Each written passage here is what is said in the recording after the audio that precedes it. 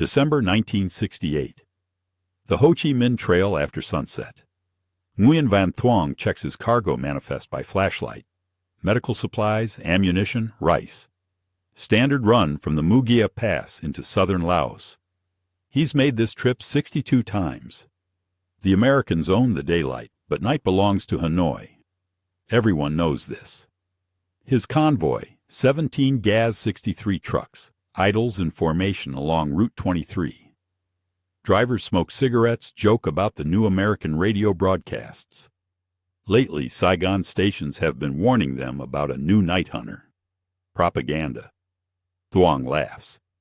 He's seen American night fighters before. Clumsy, loud, firing blindly at engine sounds. You hear them coming from kilometers away. Plenty of time to scatter into the jungle. The convoy commander waves them forward. Engines cough to life. 17 sets of headlights, masked with blue filters barely brighter than candles, begin the crawl south. Speed limit, 15 kilometers per hour. Any faster, and you kick up dust visible to prowling jets. Any slower, and you don't make the next hiding point before dawn. The jungle closes in on both sides. Triple canopy darkness. Thuong's hands grip the wheel, knuckles white not from fear, but from the ruts gouging the road. Monsoon damage. The trail is less a road than a suggestion. His truck bucks over a crater, American bombs from last week, and the suspension screams. Behind him, medical crates shift. He steadies the wheel. Radio chatter crackles. Convoy lead reports clear skies ahead. Someone makes a joke about Americans sleeping through their shift. Laughter on the open channel. Thuong keys his mic, adds his own jab about jet pilots afraid of the dark. More laughter. The night feels routine. Safe. Then the radio goes quiet. Not silent. Quiet. Thuong notices the absence before he understands it. The usual banner stops mid-sentence. He checks his receiver. Still transmitting. Still receiving. But nobody's talking. He counts seconds. 5, 10, 15. A voice breaks through. Convoy lead tone changed. "Do you hear that?" Thuong kills his engine. Listens. The jungle at night has a sound. Insects, distant howlers, the whisper of wind through mahogany. He hears all of it. Nothing unusual. He keys his mic. "Hear what?" "I don't know. Something—" The transmission cuts. Not static, not interference. Just gone. Thuong's stomach tightens. He's reaching to restart his engine when the sky opens up. No warning, no sound, just light. Brilliant white-hot streams of it, stitching down from above like lightning frozen into lines. The lead truck erupts, not explodes, vaporizes, metal shreds into confetti. The fuel tank detonates half a second later, a fireball climbing into the canopy. Thuong's windshield floods with orange light. The streams of fire shift. Truck 2, Truck 3, each one disintegrating under the impossible hail. Thuong screams into his radio. No words, just sound. His hands won't move. His brain can't process what his eyes are showing him. The rounds, because they must be rounds, what else could they be, are hitting faster than he can count. Hundreds per second. Thousands. A river of molten metal pouring from the sky. He throws his door open, tumbles into the ditch. Mud. Water. He crawls, elbows tearing on roots, not looking back. Behind him, his truck joins the pyre. The ammunition inside starts cooking off. Firecracker pops beneath the roar of something else. Something vast and relentless circling overhead. Thuong presses his face into the mud, hands over his head, and prays. On the night of December 21, 1968, 43 trucks enter Laos. By dawn, not one returns. Thuong doesn't remember crawling to the rally point. He remembers mud in his mouth, the smell of burning rubber, the way his ears rang for hours after the sky stopped screaming. When the sun rises, 18 other drivers stumble out of the jungle. From 43 trucks, 19 survivors, no wounded. You either escaped or you didn't. The convoy commander sits on a fallen log staring at nothing. His left arm is burned. Flash burns from heat, not fire. He's not treating it. Someone asks him what happened. He doesn't answer. Can't answer. None of them can. 3 days later, Thuong stands in a briefing room in Vinh. Maps cover the walls, the trail marked in red, American air bases in blue. An intelligence officer points to Route 23. Describe what you saw. Thuong opens his mouth, closes it, tries again. Fire from the sky. Continuous fire. Like rain, but metal. How many aircraft? I don't know. I didn't see any aircraft. The officer's pen stops. You didn't see it? No, sir. I heard something. Maybe. A sound like... Thuong searches for the word. Like wind. Distant wind. But the fire came from nowhere. Another survivor nods. No engine noise. No dive.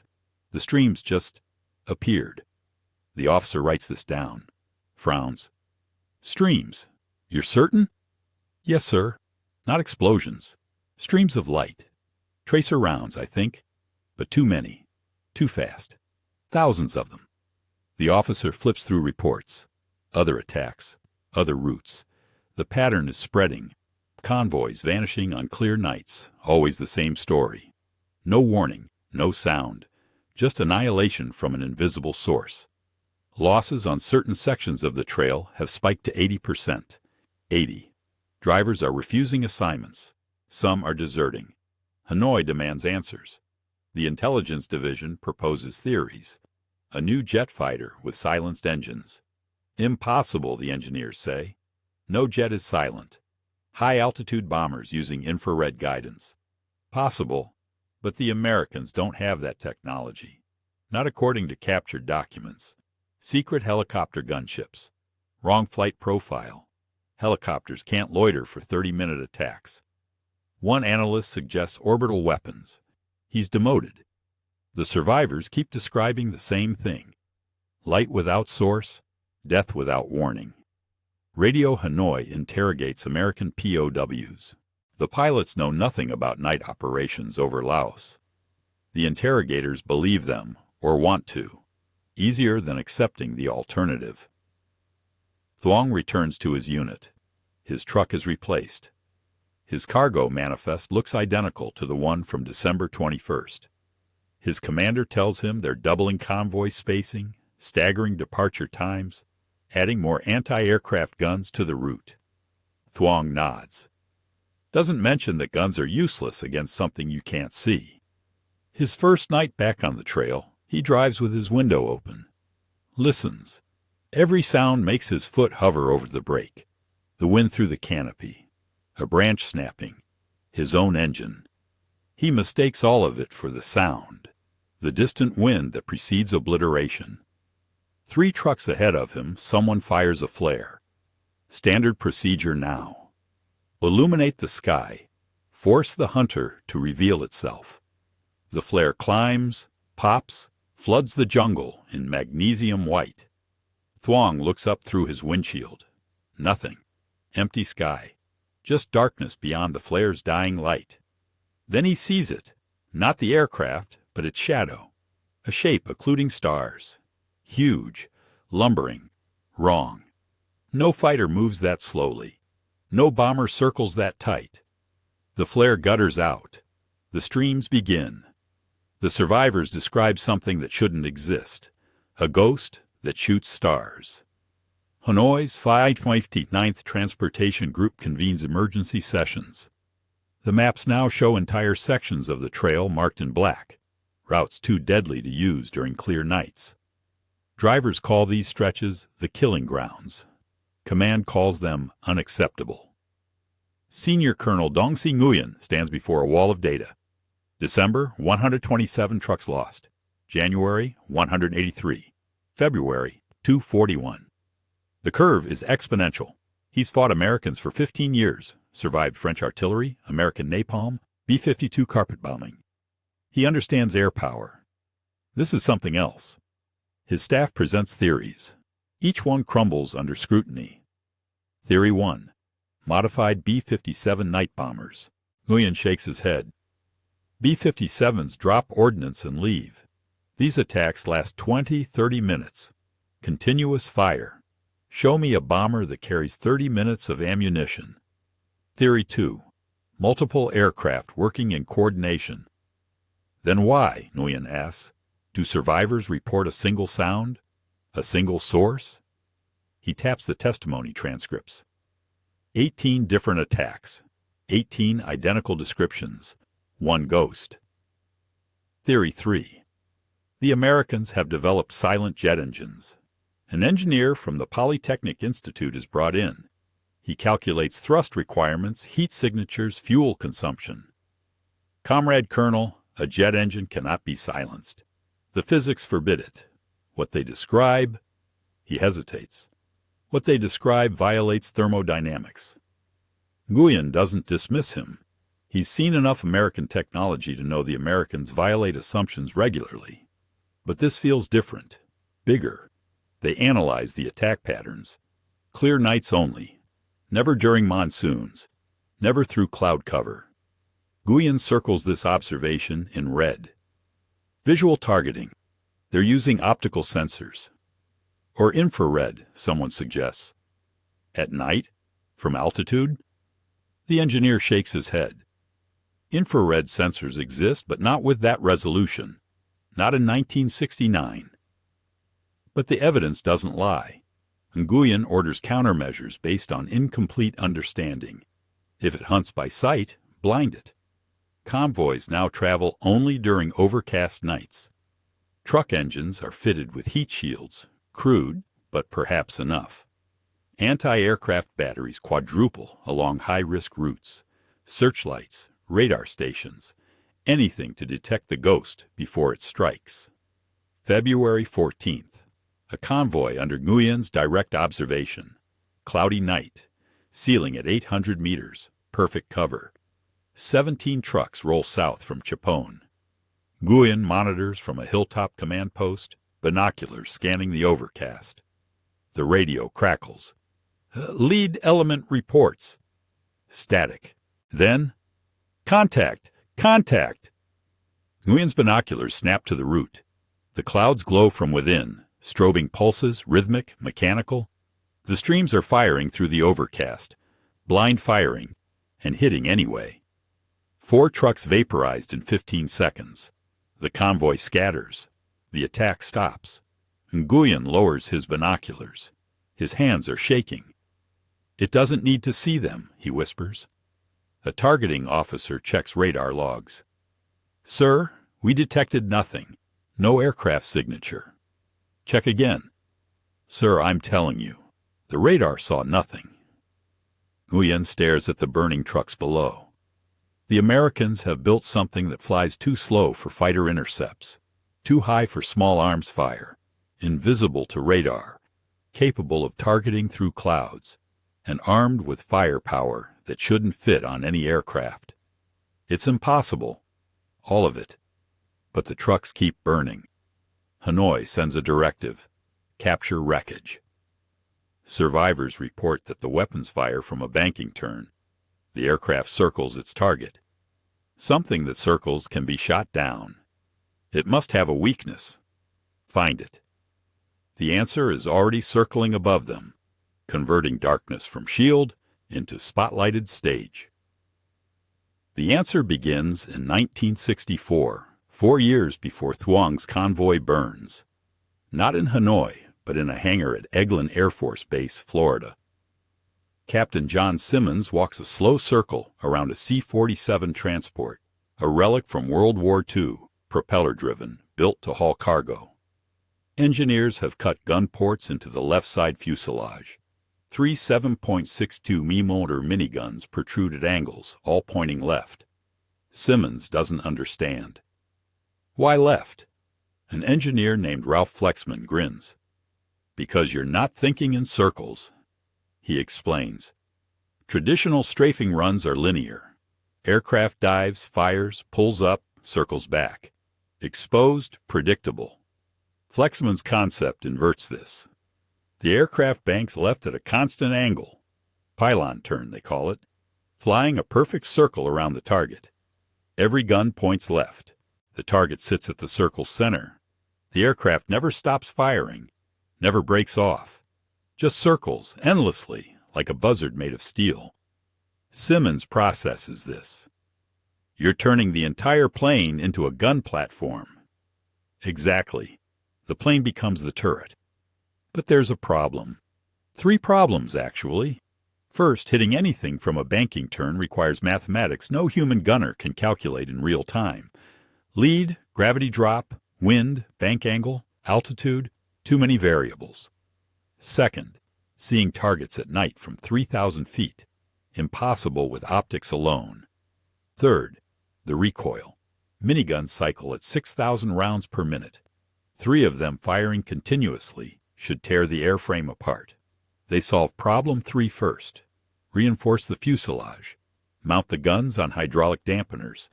Test fire over the Gulf of Mexico. The C-47 shudders but holds. Flexman smiles. Problem 1 takes longer.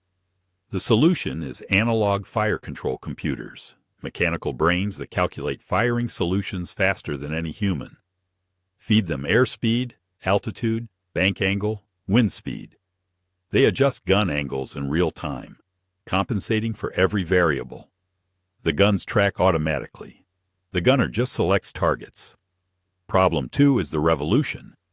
Forward-looking infrared sensors, FLIR, exist in 1964, but they're primitive, grainy, low resolution. The Air Force contracts with Hughes Aircraft. Build us sensors that can detect truck engines from 3,000 feet in total darkness. Make the heat signatures clear enough to target. Hughes delivers. The sensors don't just detect heat, they map it. Engine blocks glow white-hot on the scopes. Humans register as dim gray shapes.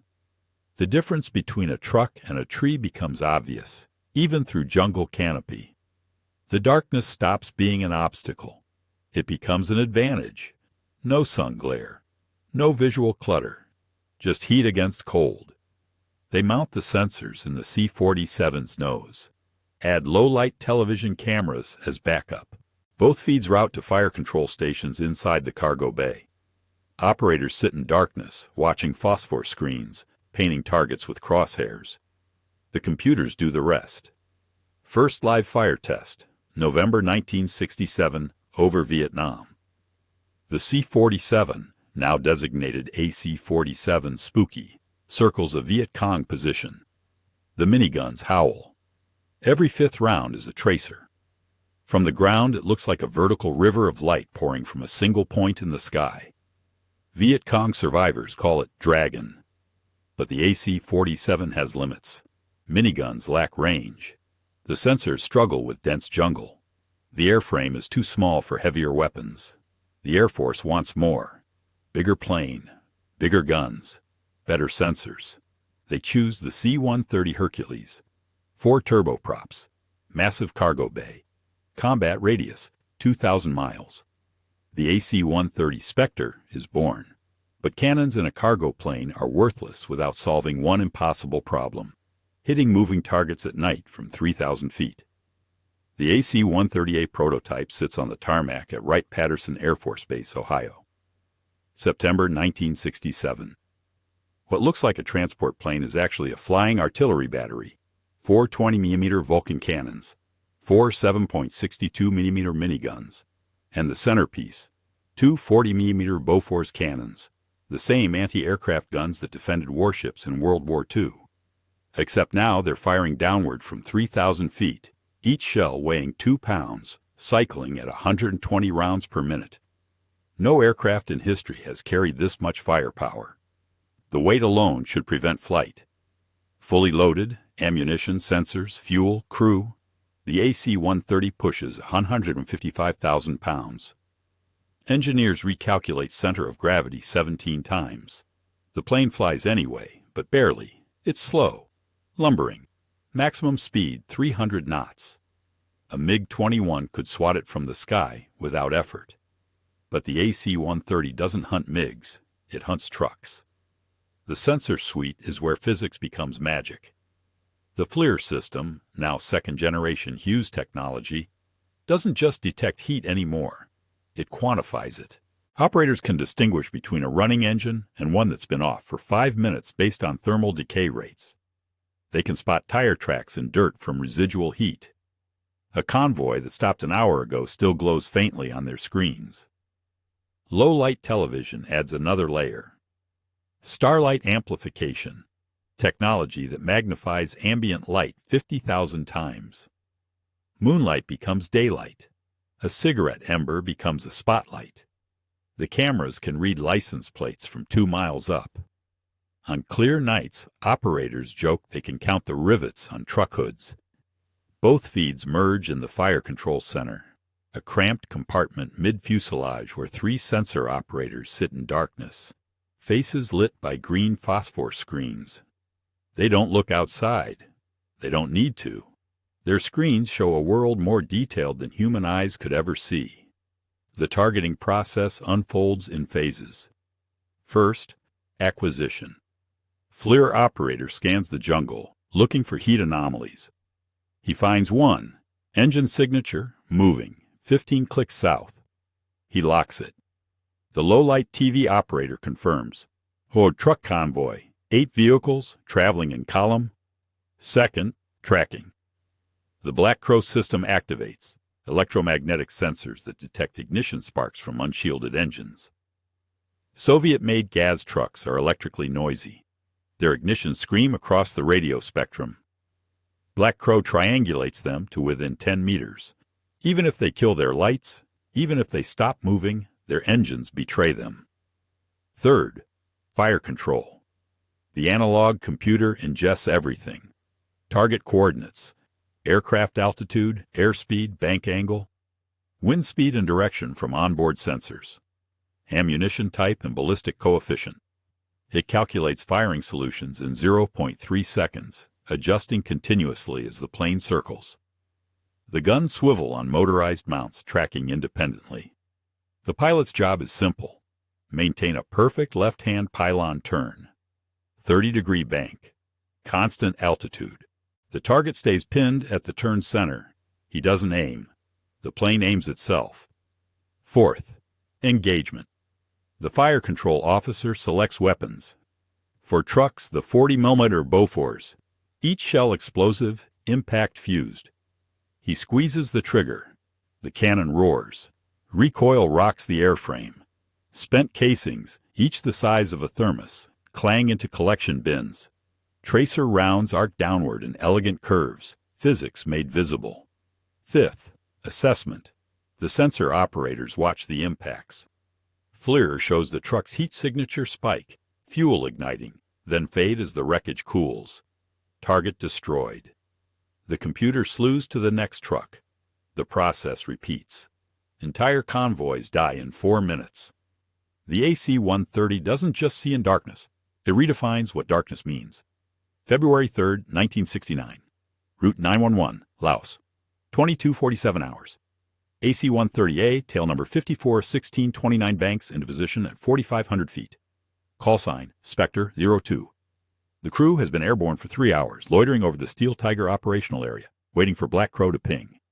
Now it has. The electromagnetic sensor operator, Technical Sergeant Raymond Holtz, watches his scope. Multiple ignitions. Bearing 270. Range 12 kilometers. Count 11 distinct signatures. The pilot, Major David Burns, eases into a left bank. The C-130's turboprops hum, a low monotone against the wind noise. The loadmaster reports ammunition status, 40mm at 80%, 20mm at 90%, all systems green. Holtz refines his data. Ignitions are moving. Southeast heading. Speed estimate, 25 clicks per hour. The FLIR operator, Staff Sergeant Marcus Cole, brings his sensor online. The screen blooms with thermal data. Jungle appears as a gray-green wash. The road is a dark ribbon cutting through it. And there, 11 bright points crawling along the ribbon. Engine blocks, radiating 300 degrees Celsius. Cole adjusts magnification. The heat signatures resolve into shapes. GAZ-63 trucks. Heavy cargo. Spacing. 50 meters between vehicles. Target acquired, Cole says. His voice is flat, practiced. Convoy, 11 vehicles. Southbound on Route 911. Burns checks his instruments. Altitude, 4,500 feet. Airspeed, 140 knots. Bank angle, 30 degrees. The AC-130 settles into the pylon turn, a wide invisible circle with the convoy at its center. The fire control computer digests the targeting data, adjusting gun angles microscopically. The fire control officer, Captain Thomas Elridge, selects the lead truck. Designating target Alpha. Range, 4,100 meters. Angle, 22 degrees. Solution computed. On his scope, crosshairs settle over the lead vehicle. The computer compensates for everything. The truck's movement, the AC-130's movement, the 140-knot wind at altitude, the shell's ballistic arc. The crosshairs don't drift. They lock. Cleared hot, Burns says. Elridge's finger tightens on the 40mm trigger. The Bofors cannon erupts. The sound inside the AC-130 is apocalyptic. A stuttering roar that rattles teeth, vibrates through boot soles, drowns out thought. Shell casings eject in a metallic waterfall, clanging into bins. The aircraft shudders with each shot. Tracers spiral downward. Red fireflies falling in geometric precision. Cole watches his FLIR screen. The first shell impacts 3 meters ahead of the lead truck. The second hits the engine block dead center. The heat signature spikes, white hot, then blooms as the fuel tank detonates. Burning gasoline spreads across the road. Target Alpha destroyed, Cole reports. Elridge doesn't respond. He's already slewing to target Bravo, the second truck, now braking hard, trying to reverse. The computer adjusts. The Bofors roars again. 5 rounds. The truck's cabin disintegrates. The cargo bed, ammunition crates, cooks off in a chain reaction. Secondary explosions ripple down the convoy. The remaining trucks scatter. Drivers abandon formation, plunging into the jungle on either side of the road. It doesn't matter. Cole tracks them on FLIR. Their engines glow like beacons. The trees provide no cover against infrared. He paints each target. Elridge engages methodically. The 40mm walks from truck to truck, surgical, relentless. 6 minutes into the engagement, 10 trucks are burning. The 11th sits motionless, engine killed, driver fled. Cole zooms in. The cab door hangs open. A faint heat trail leads into the jungle. Footprints still warm. Burns maintains the turn, watching fuel. They have 12 minutes of loiter time remaining. Below, the jungle burns. Smoke rises in thermal columns visible on FLIR as pillars of heat. The road is a graveyard of twisted steel. The pilot's finger moves to the trigger. 12,000 rounds per minute awaken. The data arrives in Saigon by courier. Classified after-action reports, sortie logs, kill confirmations. An intelligence analyst spreads the numbers across his desk and stares. November 1968 through March 1969. 4 AC-130 gunships rotating through the trail. Total trucks destroyed, 2,115. Probable kills, 847. Damage beyond repair, 1/200 to 3. The analyst double-checks his math. 5 months, 4 aircraft. Over 4,000 vehicles removed from the supply chain. He calculates tonnage. Each truck carries approximately 2 tons of supplies. That's 8,000 tons of rice, ammunition, weapons, medicine, erased. The trail's capacity is collapsing under precision violence. Field reports from ground reconnaissance paint the picture in gravel and ash. Route 23, once a primary artery, sits abandoned. Burned truck hulks line the roadside every 100 meters. Some drivers tried to push wrecks into the jungle, gave up after the 3rd or 4th. Now the skeletons just accumulate, rusting monuments to a failed strategy. North Vietnamese quartermasters adjust. Convoys shrink from 20 trucks to 5. Spacing increases to 200 meters. Departure times scatter randomly across the night. None of it matters. The AC-130s hunt with patience that humans can't match. They circle for hours, waiting. The moment an engine starts, Black Crow detects it. The kill chain activates. Hanoi tries weather-based routing. Convoys move only during monsoons. Bedding cloud cover will blind the sensors. March brings a test case. 17 trucks rolling south under a 400-meter ceiling. Heavy rain, zero visibility. The AC-130 finds them anyway. FLIR sees through rain. The water is cold. The engines are hot. The contrast is perfect. 16 trucks destroyed.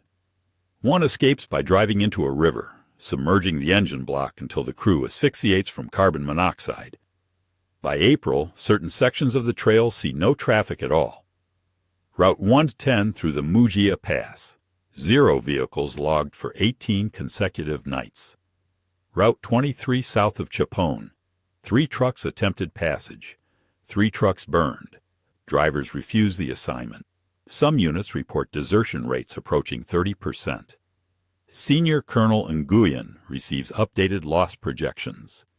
If current trends continue, the trail's capacity will drop below sustainability thresholds by summer. The Southern campaign will starve.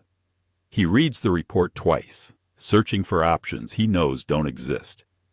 Then the answer arrives from an unexpected source. An anti-aircraft battery commander in the Barrel Roll sector submits a tactical observation. The American gunship circles for extended periods. Always left-hand turns. Always the same altitude.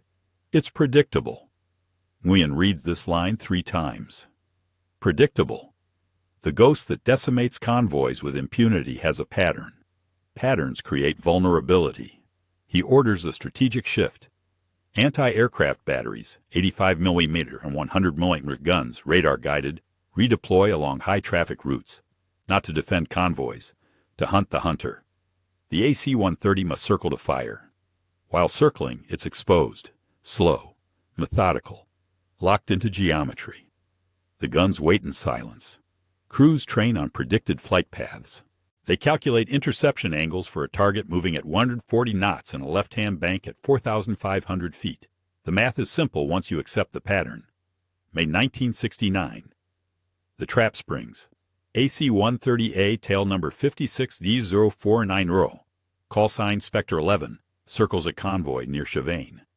The FLIR operator acquires targets. The 40mm opens fire. Below, an 85mm battery swivels toward the sound. Radar locks. The gun traverses smoothly, tracking the predictable circle. The first shell strikes the AC-130's left wing root. The second punctures the cargo bay. The third ignites fuel tanks. Spectre 11 spirals into the jungle. No survivors. The trail goes cold. Hanoi responds with the only weapon that can ground the Spectre, and it comes from the ground itself. The loss of Spectre 11 changes everything. For 5 months, the AC-130 was untouchable, a predator without natural enemies. Now it bleeds. 3 weeks later, Spectre 17 goes down over Savannakhet province. 37 mowing fire. The aircraft survives the hit, limps toward Thailand on 3 engines, crashes 17 kilometers short of the border. 8 crew dead, 6 captured. Hanoi parades them on television, labels them air pirates. June 1969. 2 more gunships lost in 11 days. The pattern is identical. AC-130 enters its pylon turn. Anti-aircraft batteries triangulate using the sound alone. 4 turboprops make a distinctive harmonic. Radar confirms. Guns elevate. The Spectre's predictable circle becomes a firing solution. The batteries don't spray fire randomly. They calculate intercept points, wait for the aircraft to fly into preset kill zones. The math that made the AC-130 lethal, constant altitude, constant bank angle, constant circle, becomes its death sentence. Fighter jets evade through speed and maneuver. The Spectre evades through nothing. It cannot break the pylon turn without losing targeting accuracy. It cannot climb rapidly. Too heavy. Too slow. It cannot outrun anything. The moment it circles, it announces its position and trajectory to every gun within 20 kilometers. Crews start refusing missions over heavily defended areas. Not from cowardice, from mathematics. The survival rate in target-rich environments drops below 50%. Command pulls AC-130s from the most dangerous sectors. The trail, briefly strangled, gasped back to life. Nguyen receives the intelligence reports with grim satisfaction. April convoy losses, 320 trucks. May, 180. June, 90. The curve is inverting. Drivers volunteer again. Route 23 reopens. The night, briefly conquered, returns to North Vietnamese control. But the Americans adapt. July brings AC-130 models, upgraded sensors, longer-range weapons. The new 105mm howitzer allows attacks from 6,000 feet, above the effective ceiling of most anti-aircraft guns. Crew survival rates improve. The kill numbers creep upward again. It becomes a duel of evolution. Hanoi imports Soviet-made S-60 57mm guns, effective to 8,000 feet. The Americans add chaff dispensers, flares, radar jammers. North Vietnam deploys mobile batteries that relocate after each engagement. The Air Force assigns Wild Weasel aircraft to suppress anti-aircraft positions before Spectre arrives. The war within the war escalates until the losses become unsustainable for both sides. By 1970, the Air Force has lost 6 AC-130s, 63 crew members dead or captured. Production can't replace them fast enough. Each aircraft costs $40 million. Each trained crew takes 2 years to certify. The gunships withdraw to medium-threat environments. They still hunt, still kill, but cautiously now. The trail never fully closes again, but it never fully opens either. An equilibrium of violence settles over Laos. Convoys moving in calculated risk. Gunships striking when conditions permit. Both sides accepting losses as the cost of operation.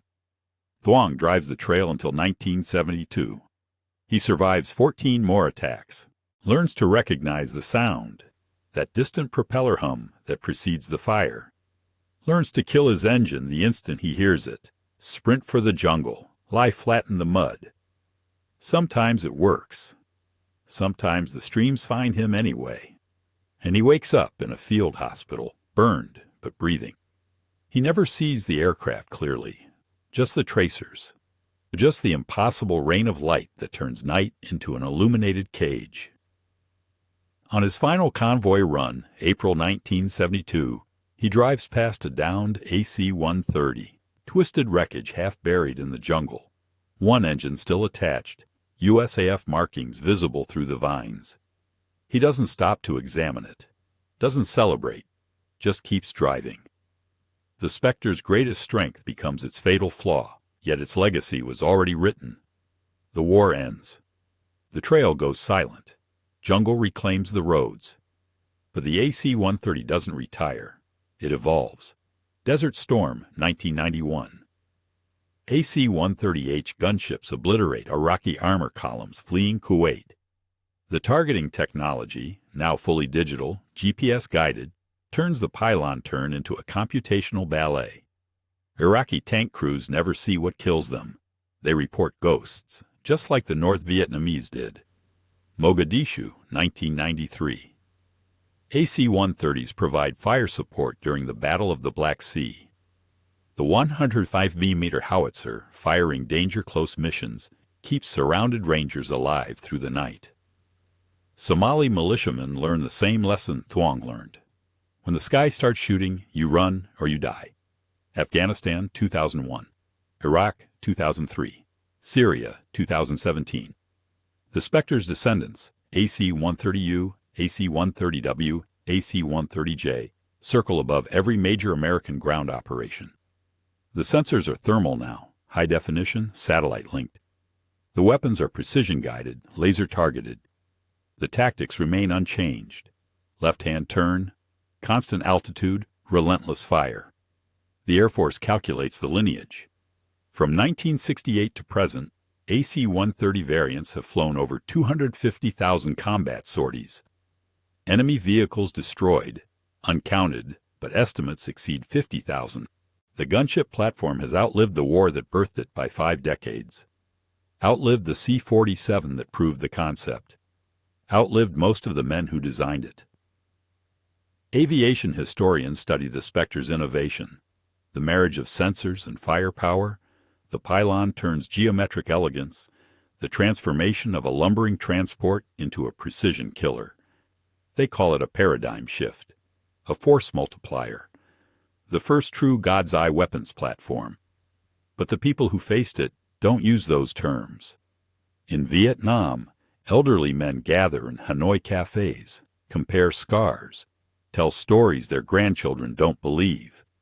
They describe the night the sky became hostile, the fire that poured from nowhere, the sound that still wakes them from sleep 40 years later. They don't call it the AC-130. Don't use the designation. They call it Ma Ba, the night terror. Thuong is 78 now, lives in Vinh, runs a small shop selling engine parts, a career choice his children find darkly ironic. He doesn't talk about the war much, doesn't need to. The burned scars on his left arm tell the story. Sometimes, on clear nights, he stands outside and looks up. The sky is peaceful now. Commercial aircraft blink past, navigation lights orderly and predictable. Nothing circles, nothing hunts. But he remembers when the sky had teeth. A reporter asks him once, researching a documentary, "What was the worst part? The fear? The casualties?" Thuong thinks for a long time. "The helplessness," he finally says. "You could hide from bombers, evade jets, fight helicopters. But the gunship," he trails off. "It saw everything, knew everything. You couldn't surprise it, couldn't escape it. It decided when you lived or died, and your only choice was whether you accepted that." The reporter asks if he feels anger toward the Americans who built it. "No," Thuong says. "Anger is for equals. The Spectre wasn't our equal. It was—" He searches for the word in English, finds it. "Superior, completely superior. We adapted. We survived. But we never won. Not against that." He pauses. They wanted to own the night. They did. The AC-130 still flies combat missions, still circles left, still converts darkness into a weapon. 60 years after the first pylon turn over Vietnam, the concept remains unchanged because it doesn't need to change. Perfection doesn't require iteration. They wanted darkness to hide them. Instead, they got a predator that made darkness into a cage.